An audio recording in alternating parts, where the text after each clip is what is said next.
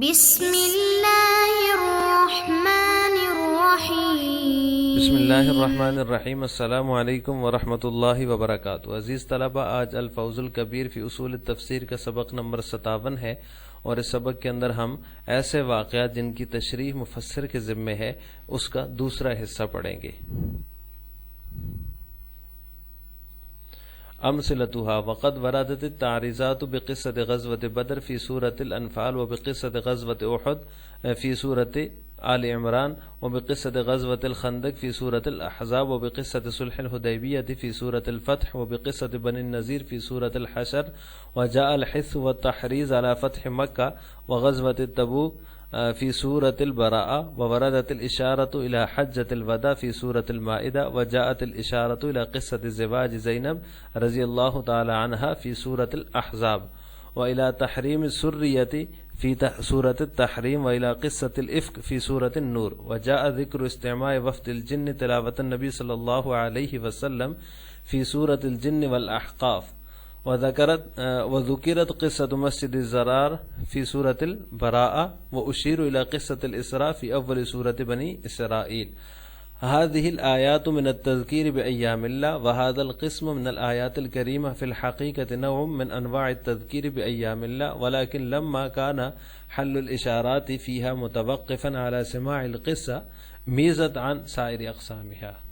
اس عبارت کا ترجمہ یہ ہے، حضرت شاہ صاحب فرماتے ہیں کہ اشارے وارد ہوئے ہیں قصہ غزوہ بدر کی طرف سورہ انفال میں، قصہ غزوہ احد کی جانب سورہ آل عمران میں، اور قصہ غزوہ خندق کی جانب سورہ احزاب میں، اور صلح حدیبیہ کے قصے کی طرف اشارہ وارد ہوا ہے سورہ فتح میں، اور قصہ غزوہ بنی نذیر کی طرف جو ہے وہ سورہ حشر میں، اور فتح مکہ اور غزوہ تبوک کے بارے میں حوصلہ افزائی اور جو ہے وہ للکار آئی ہے سورہ براءت میں، اور اشارہ وارد ہوا ہے حجۃ الوداع کی طرف فی سورۃ المائدہ سورہ مائدہ میں، وجاءت الاشارۃ الی قصۃ زواج زینب، اور اشارہ آیا ہے حضرت زینب رضی اللہ تعالی عنہا سے نکاح کی طرف سورہ احزاب کے اندر، وإلی تحریم سریہ فی سورۃ التحریم، اور باندی کی تحریم کی طرف سورہ تحریم میں اشارہ وارد ہوا ہے، اور قصہ افک کی طرف اشارہ وارد ہوا ہے سورہ نور میں، وجاء ذکر استماع وفد الجن تلاوت النبی صلی اللہ علیہ وسلم فی سورۃ الجن والاحقاف، اور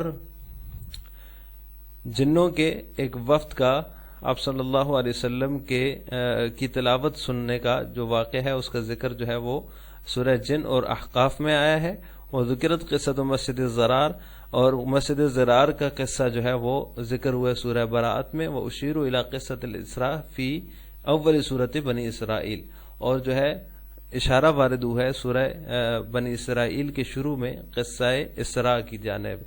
هذه الآیات من التذکیر بایام اللہ، یہ جتنی بھی آیات ہیں یہ ساری تذکیر بایام اللہ کی آیات ہیں۔ وهذا القسم من الآیات الکریمہ فی الحقیقۃ نوع من انواع التذکیر بایام اللہ، آیات کی یہ قسم جو ہے یہ در حقیقت تذکیر بایام اللہ کی اقسام میں سے ایک قسم ہے، ولیکن لما کان حل الاشارات فیہا متوقفا علی سماع القصۃ میزت عن سائر اقسامها، لیکن اشارے جو وارد ہوئے ہیں ان کا حل جو ہے وہ موقوف ہے قصے کے سننے پر، واقعے کے سننے پر، میزت عن سائر اقسام، اسی وجہ سے اس کو جو ہے تمام اقسام سے الگ کر دیا گیا۔ اس عبارت میں مصنف رحمہ اللہ تعالیٰ ان واقعات کو بیان کر رہے ہیں جن میں مفسر کے لیے اجمالی تذکرہ ضروری ہے۔ ان میں سے کچھ کا بیان ہم نے گزشتہ سبق میں پڑھ لیا ہے، آج ہم اس کا دوسرا حصہ پڑھیں گے، چونکہ بعض ایسے واقعات ہیں جن کا سمجھنا جو ہے وہ پورے قصے کے سننے پر موقوف ہے کہ اصل قصہ کیا ہے، پورا قصہ کیا ہے، بات تب سمجھ میں آتی ہے، اس کے بغیر سمجھ میں نہیں آتی۔ تو اس لیے شاہ صاحب رحمہ اللہ تعالیٰ نے یہ فرمایا کہ ایسے قصے ان کو جو ہے الگ الگ جو ہے وہ ذکر کیا کہ کون کون سے ایسے قصے ہیں اور ان کا قرآن کریم میں کہاں کہاں ذکر ہے، تو ان سب کا جو ہے ہم مثالوں کے ساتھ ابھی تفصیل سے پڑھیں گے۔ ان کا ذکر شاہ صاحب نے کیا ہے جن میں مفسر کے لیے اجمالی تذکرہ کرنا ضروری ہے تاکہ بات سمجھ میں آ جائے۔ ان میں سے جو سب سے پہلا قصہ ہے وہ بدر کا قصہ ہے. اس میں اللہ تعالیٰ نے فرمایا ہے کما اخرجک ربک من بیتک بالحق وان فریقا من المؤمنین لکارہون اذ یوحی ربک الی الملائکۃ انی معکم فثبتوا الذین آمنوا. یہ جو سورہ انفال کی آیات ہیں اس میں غزوہ بدر کا جو ہے وہ ذکر کیا گیا ہے.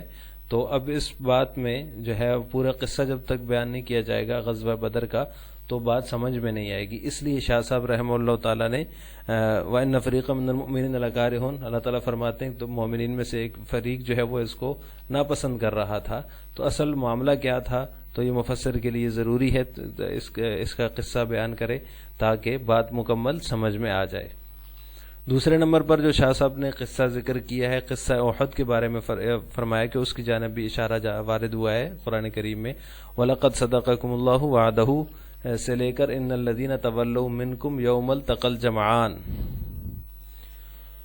انما استزلهم الشیطان ببعض ما کسبوا ولقد عفا اللہ عنہم ان اللہ غفور حلیم. یہاں پر اللہ تعالیٰ فرماتے ہیں کہ اللہ تعالیٰ نے ان کو معاف کر دیا بے شک اللہ تعالیٰ بخشنے والا بردبار ہے.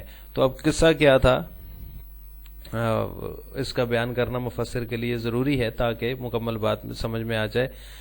جو ٹیلے کے اوپر جو ہے ایک صحابہ کی جماعت کو آپ صلی اللہ علیہ وسلم نے پہرے کے لیے کھڑا کیا اور فرمایا جب تک میں نہ کہوں یہاں سے اترنا نہیں. تو ان میں سے جو ہے وہ دو فریق بن گئے. ایک نے کہا آپ نے منع فرمایا, ایک یہ سمجھے کہ ابھی تو جنگ ہم جیت چکے ہیں اس لیے انہوں نے اپنی جگہ چھوڑ دی. تو مشرکین نے پلٹ کر جب حملہ کیا تو مسلمانوں کی فتح جو ہے شکست میں تبدیل ہو گئی. تو اس واقعے کا بیان کرنا مفسر کے لیے ضروری ہے. اسی طرح غزوہ خندق کے حوالے سے جو ہے وہ اللہ تعالیٰ نے سورہ احزاب میں اشارہ دیا ہے یا ایھا الذین آمنوا سے لے کر وَأَوْرَثَكُمْ أَرْضَهُمْ وَدِيَارَهُمْ وَأَمْوَالَهُمْ وَأَرْضًا لَّمْ تَطَئُوهَا وَكَانَ اللَّهُ عَلَى كُلِّ شَيْءٍ قدیر. تو اس میں بھی اللہ تعالیٰ نے غزوہ خندق کا اشارہ دیا. تو غزوہ خندق کا واقعہ بیان کرنا مفسر کے لیے ضروری ہے. اسی طرح صلح حدیبیہ کے حوالے سے اللہ تعالیٰ نے فتح کی نوید سنائی ہے سورہ فتح کے اندر انا فتحنا لک فتحا مبینا لیغفر لک اللہ ما تقدم من ذنبک. ابھی صلح حدیبیہ کی طرف اس میں اشارہ ہے. تو اب جب تک صلح حدیبیہ کو بیان نہیں کیا جائے گا تو اس فتح سے کون سی فتح مراد ہے یہ سمجھ میں نہیں آئے گا.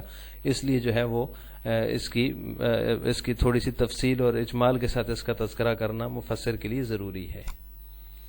اسی طرح غزوہ بنو نذیر ہے اس کے بارے میں اللہ تعالیٰ فرماتے ہیں هو الذی اخرج الذین کفروا من اہل الکتاب من دیارہم لأول الحشر یہاں سے لے کر لا یقاتلونکم جمیعا الا فی قری محصنۃ او من وراء جدر. اب یہاں کس کا بیان ہو رہا ہے, کون سے کفار ہیں جو اہل کتاب میں سے ہیں. تو اس میں جو ہے اس مفسر کے لیے ضروری ہے وہ بنو نذیر کا واقعہ مکمل بیان کرے تاکہ بات سمجھ میں آ جائے کہ اللہ تعالیٰ اس میں ان کی طرف اشارہ فرما رہے ہیں. اسی طرح جو ہے فتح مکہ کے اوپر ابارنا اور غزوہ تبوک کے اوپر جو ہے وہ ابارنا مسلمانوں کو, اس کا ذکر جو ہے وہ براءۃ من اللہ ورسولہ سے لے کر الی عاہدتم من المشرکین تک جو ہے یہ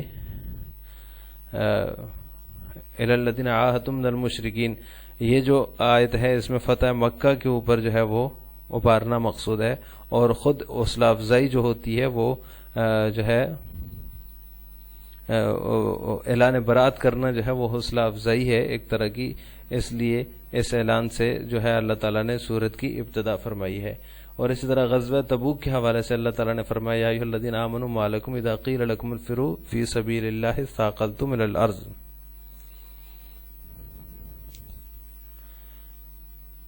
رضیتم بالحیات الدنیا من الآخرہ فما متاع الحیات الدنیا فی الآخرۃ الا قلیل. دنیاوی زندگی کا سامان آخرت میں بالکل تھوڑا سا ہے, اس کو کوئی فائدہ نہیں ہے. اسی طرح اللہ تعالیٰ نے فرمایا انفروا خفافا وثقالا وجاہدوا باموالکم وانفسکم فی سبیل اللہ. تو اس میں غزوہ تبوک کا پس منظر تھوڑا سا اجمالی تذکرہ کرنا ضروری ہے. اسی طرح حجۃ الوداع کی طرف الیوم اکملت لکم دینکم واتممت علیکم نعمتی یہ جو ہے اس آیت کے اندر اللہ تعالیٰ نے اشارہ دیا ہے واقعہ نکاح زینب کی طرف. وما کان لمؤمن ولا مؤمنۃ اذا قضى الله ورسوله امرا کسی مومن اور مومنہ کے لیے یہ جائز نہیں جب اللہ تعالیٰ اور اللہ کا رسول کسی معاملے کا فیصلہ کرتے ہیں. تو اب اس میں جو ہے وہ زینب رضی اللہ تعالیٰ عنہ کے نکاح کے واقعے کی طرف اشارہ ہے. اس طرح واقعہ افک کی طرف اشارہ ان الذین جاؤوا بالافک عصبۃ منکم لا تحسبوه. اس میں جو ہے اللہ تعالیٰ نے واقع افک کی طرف اشارہ کیا ہے، تو واقع افک کیا ہے اس کا بیان کرنا مفسر کے لیے ضروری ہے۔ اس طرح جنات کا تلاوت سننا آپ صلی اللہ علیہ وسلم کی، اس کا جو ہے بیان سورہ جن کے اندر ہے، قل اوحی الی انہ استمع نفر من الجن۔ اس طرح مسجد ضرار کا جو ذکر ہے، والذین اتخذوا مسجدا ضرارا وکفرا وتفریقا بین المؤمنین وارصادا لمن حارب اللہ ورسولہ، اس آیت کے اندر مسجد ضرار کا ذکر ہے۔ تو مسجد ضرار کا قصہ کیا ہے، اس کو بیان کرنا مفسر کے لیے لازمی ہے۔ اسی طرح واقعہ معراج کا بیان جو ہے وہ اسرا کا، سبحان الذی اسرا بعبدہ لیلا من المسجد الحرام الی المسجد الاقصی، سورہ بنی اسرائیل کی شروع میں اللہ تعالیٰ نے اس کو ذکر کیا ہے۔ تو آج کے سبق کا خلاصہ یہ ہوا کہ ہم نے علم البیان کے احکام کے تحت ان واقعات کی مثالوں کی تفصیل پڑھی ہے جن کی تشریح مفسر کے ذمے ہے، اور ان کا سمجھنا واقع کو ذکر کیے بغیر ممکن نہیں ہے۔ تو ہم نے ان واقعات کی جو ہے مثالوں کی تفصیل پڑھی ہے آج کے سبق میں۔ السلام علیکم ورحمۃ اللہ وبرکاتہ۔